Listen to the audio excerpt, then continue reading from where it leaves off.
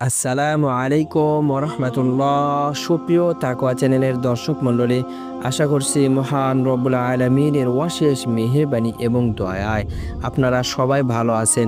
আজকে আলোচনা করব কেউ কষ্ট দিলে না কেঁদে এই 5টি কাজ করুন। এই সম্পর্কে জীবনে চলার পথে মানুষ অনেকের সাথে বন্ধুত্ব করে ফেলে, সম্পর্কে জড়িয়ে পড়ে। হঠাৎ সেই বন্ধুত্ব বা সম্পর্ক নষ্ট হলে মানুষ ভেঙে পড়ে, কষ্টের শিকার হয়ে তাদের দুঃখের সীমা থাকে না। তাছাড়া বিভিন্নভাবে মানুষ কষ্টের সম্মুখীন হতে পারে। এই অবস্থায় মানুষ কষ্ট দূর করার রাস্তা খোঁজে। প্রিয় বন্ধুরা, আজকে ভিডিওটিতে 5টি কৌশল বা পদ্ধতি আপনাদের সাথে শেয়ার করব, যেগুলো অ্যাপ্লাই করার মাধ্যমে মনের কষ্ট দূর করা সম্ভব। তো চলুন জেনে নিই। কেউ যদি কষ্ট দেয়, আপনাকে আঘাত দেয়, তাহলে 5টি কাজ করুন, মনের কষ্ট হালকা হবে ইনশাআল্লাহ। 1 নাম্বার, বিশ্বাস রাখুন আল্লাহ যা করেন ভালোর জন্যই করেন। কেউ যদি আপনার মূল্য না বোঝে, আপনাকে চিনতে না পারে, আপনাকে মূল্যায়ন না করে, আপনার সঙ্গে বন্ধুত্ব নষ্ট করে, আপনার সাথে সম্পর্ক ভেঙে দেয়, সে যদি সুখে থাকতে পারে, তাহলে আপনি কেন তার জন্য কষ্ট পাবেন? একটা কথা মাথায় রাখুন, আল্লাহ যা করেন মঙ্গলের জন্যই করেন। হতে পারে আল্লাহ তাআলা আরও ভালো কাউকে আপনার জন্য রেখেছেন।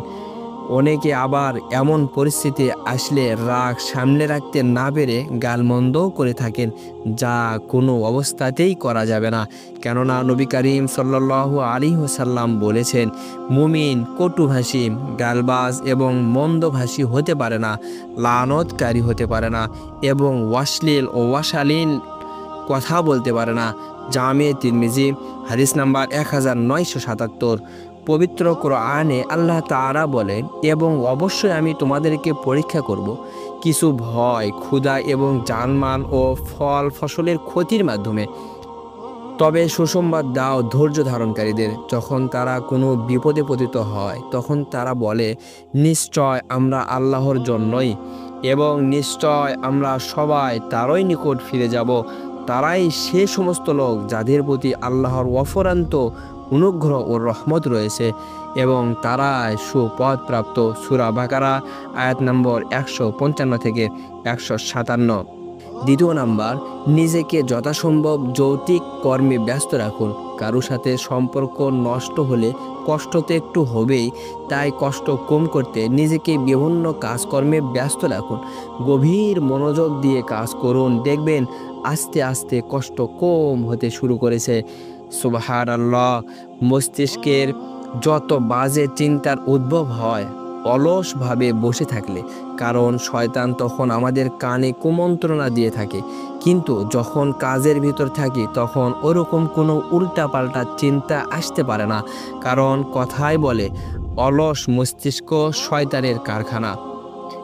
3 নাম্বার, বেশি বেশি আল্লাহর ইবাদত করুন, সময় মতো নামাজ আদায় করুন এবং সকাল সন্ধ্যা অনুবাদ সহ পবিত্র কোরআনের তেলাওয়াত করুন। দেখবেন মনের যন্ত্রণা কম হবে এবং মন হালকা হতে শুরু করেছে। সুবহানাল্লাহ। 4 নাম্বার, কোনো বুদ্ধিমান, জ্ঞানী এবং ভালো মানুষের সাথে সময় কাটান। নিজেকে একাকিত্বে রাখবেন না, সব সময় ভালো মানুষের সাথে সময় কাটানোর চেষ্টা করবেন। তাদের কাছে এমন কিছু উপদেশ পাবেন যা আপনার জীবন থেকে দুঃখ কষ্ট দূর করতে সাহায্য করবে। আপনি ভালো থাকতে পারবেন ইনশাআল্লাহ। 5 নাম্বার, পিতামাতার কথা ভাবুন। পিতামাতার চেয়ে ভালো বন্ধু আর কেউ হতে পারে না। সন্তান যেমনই হোক না কেন, পিতা মাতার কাছে সব সময় সন্তান প্রিয়ই থাকে। তাই মনের কষ্ট মনে না রেখে পিতা মাতাকে শেয়ার করুন। তারা কখনো আপনার খারাপ চাইবে না। তাদের কথা মতো চলার চেষ্টা করুন, দেখবেন সব দুঃখ কষ্ট হতাশা গ্লানি এক মুহূর্তে মুছে যাবে ইনশাআল্লাহ। এই 5টি কাজ আপাতত করুন। পরবর্তীতে আপনাদের জন্য এই সম্পর্কিত আরও কিছু গুরুত্বপূর্ণ পরামর্শ আপনাদের সাথে শেয়ার করব ইনশাআল্লাহ। আল্লাহ তাআলা আমাদের সবাইকে সহি বুঝ দান করুন। আমিন।